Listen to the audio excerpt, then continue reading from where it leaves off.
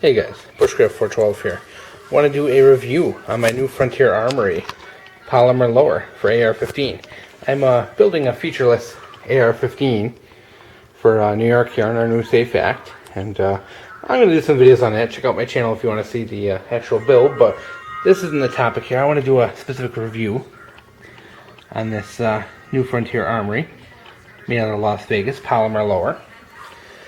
Well guys, what can I say? I've reviewed a lot of gear, talked about a lot of the products, just done a lot of stuff on this channel, and I always try and find positive things even with bad gear, but this is one of those things that this is literally the worst thing I've ever bought regarding, firearms. Whew. Okay, so I've always been kind of sketchy about polymer lowers. I've kind of, I guess, indifferent towards them because I never really tried one. So I decided to try one because our selection here is very limited in New York nowadays. So I bought one. Yada, yada, yada. Let's move on. So I've put together a couple AR15 lowers in the past, both my own and helped other people do it as well. And so I've got about 4 or 5 under my belt. So I'm hoping this isn't a lack of experience. But as I started to put this thing together, every component gave me problems. Of course, I started with the magazine latch, which is on the other side, and it did not fit in. I had to take a lot of material and custom fit. And it says right on the new Frontier website that you're going to have to custom fit because polymer lowers don't have as good a tolerances as the aluminum ones. So right off the bat, the magazine catch had to do a lot of fitting, and I still don't even have it fitting in right. It still needs more work, but I'm just kind of getting leery about taking away too much material. So I move on to the bolt catch. Same thing, the bolt catch won't even go in. I have to take a ton of material out. You're talking about like an hour's worth of work. Because I didn't want to use a Dremel because I was worried about going too far. So I'm trying to do it all by hand. And things just get worse and worse. Okay. So we move on from there. And bolt catch, magazine, pivot pins wouldn't even go in. I had to take something in and pivot pin and takedown pin. I had to make the holes bigger, which was a complete and total pain in the balls because you're trying to make something round a little bit bigger, and I didn't want to do it unevenly and have it not fit right and be loose, and so it really was just a nightmare situation trying to get this to fit right. So, and even now after all that work, I still have you can see all the damage I did, how bad I scuffed it up there trying to get that.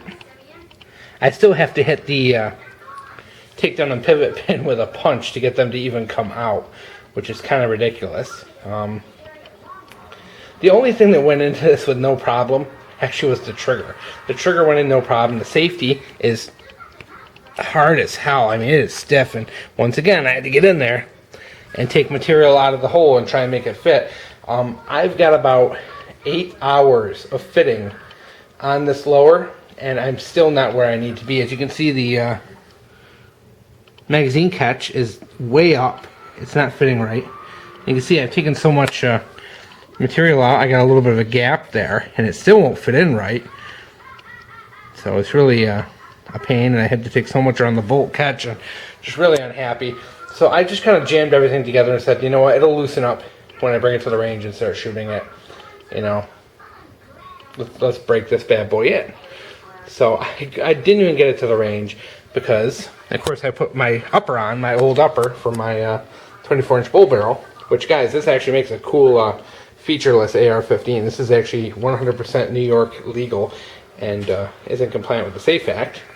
And I go to pull the charging handle back, and because I have a magazine with a couple of 223 dummy rounds, I just wanted to try out the trigger because I have a new trigger, one of those ALG defense triggers in here, so I just wanted to give it a try with the dummy round just to see how it felt. And well, the charging handle makes contact with the top of the upper right here, so I've had to take the upper off and get in with a file and shave the top of the lower right here where it makes contact with the charging handle.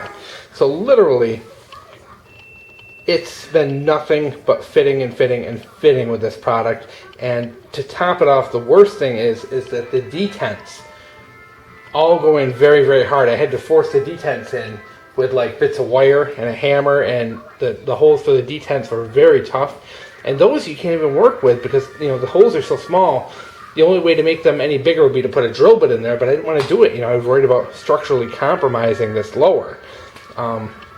So pretty much here's where I'm at. I have a lower. It's not even operational yet because at this point, you know, the bolt catch is too stiff and needs more work. The magazine catch is not sitting in place. The charging handle's making contact with the lower there. The safety's too tough. And at this point, I don't even think it's safe to fire around in it. You know, just trying one out because, you know, the detents are all jammed into these holes. I'm not sure if the detents are even holding the pieces in place because everything was so tight. Complete and total polymer lower fail.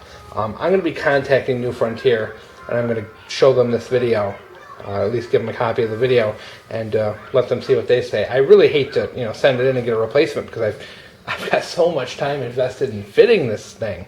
You know, I hate to get rid of it already, you know, and send it back for another one. But my God, you know, this is just nothing fits. I can't even imagine a gunsmith getting this lower to work because, you know, the detents are so tight. You know, you'd have to get in there with a really tiny drill bit and make them bigger to fit. So really, really disappointed, guys. And you know, I know polymers. You know, some people love them, some people hate them, but I think I am in the hater club. So I'm going to do an update video after I contact New Frontier, see what they say, and go from there. And next we'll be doing a review on the Hammerhead stock adapter, which is what makes this New York compliant. And we're going to do some videos on time on this whole AR-15, you know, the featureless AR-15 project. So hope you guys enjoy.